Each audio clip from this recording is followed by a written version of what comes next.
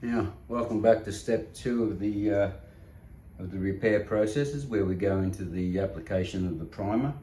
But before we do that, we have to go through the cleaning of the panel. The fill is dried. Now we just go a bit of wax and grease remover, like I showed you earlier, and you apply that to that area that you plan on applying the primer to. We're just going to give the whole lot a clean anyway. And that's pretty much it. And then just wipe off the excess. Just like that. And we're ready to go. Just check out for any pinholes or any little imperfections. But this primer is a pretty good high build primer, so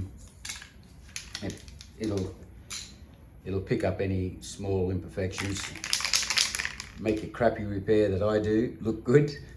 So give it a really good shake. Very important with this stuff. If it's not shaken properly, you're not going to get a good result. So I've shaken this one earlier, but now it's a cold day today, so I've had to warm up this panel a bit.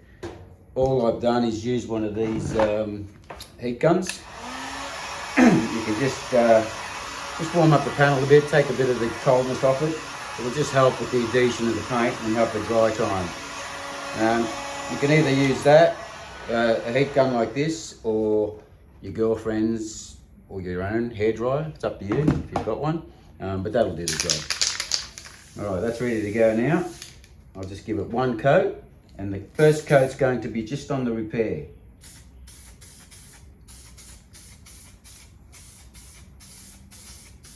I'm not going to go too far out, and that's it. And then what I'll do is I'll let that flash off, and then I'll come back with the second coat, and then that'll be basically it for the application of the primer. I'll apply some guide coat on it and let it dry off and come back and sand it down. Okay, we're back. It's been about 5 minutes.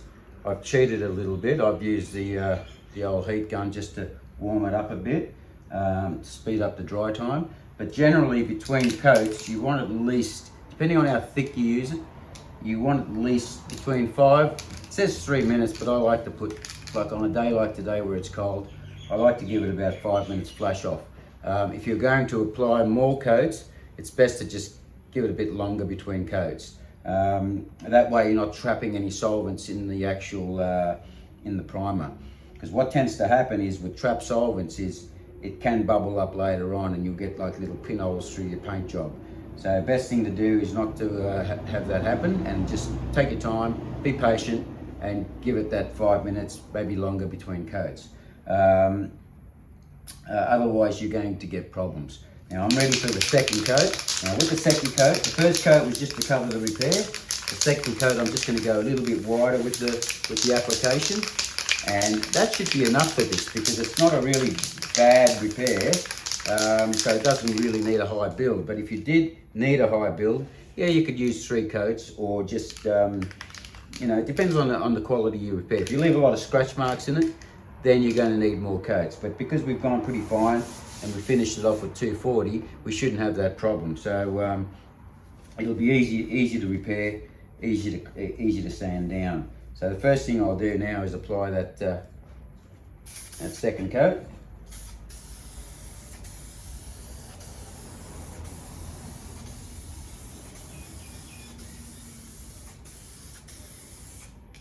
All right, turn upside down, press the can, put it back on the shelf, and you're good to go. Now that second coat's gone on nicely. It's nice and smooth. It won't take much to sand.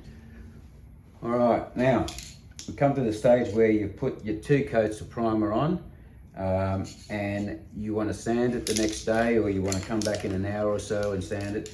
But the most important thing again is your guide coat. Just give it a quick haze, and that's pretty much it. So as you can see there's not much guide coat on there. That'll dry off fairly quickly. depress the can, always depress the can and spray it, and away you go.